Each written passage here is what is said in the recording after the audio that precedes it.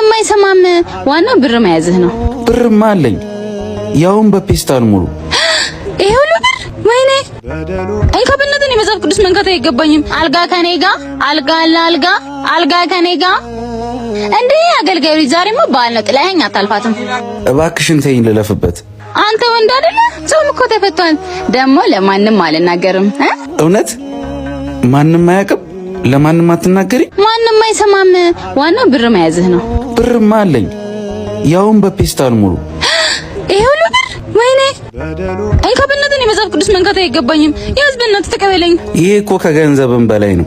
የሚገባው ደግሞ ለኔና ላንቺ ነው። ይሄ የከበረ ገላሽ በረብጣ ብር አይገዛም። ማርያምን ተፍረስ ሽቷን ሰብራ ክርስቶስን እንደተማጸነችው አንቺም ውድ ልብሽን ሰብረሽ ክርስቶስን ተከተዩ። እሺ፣ ግን እኮ አንተ አገልጋይ ነህ፣ እዚህ ቦታ አይገባህም። እንደውም ቦታ እዚህ ነው። አገልጋይ ቤተክርስቲያን ብቻ ሳይሆን በሞት ስፍራ ተገኝቶ ሕይወት ክርስቶስን የሚሰብክ ነው። ኢየሱስ ወደ ዓለም የመጣው የተወለደው ኃጢአተኞችን ወደ ንስሐ ለመጥራት ነው።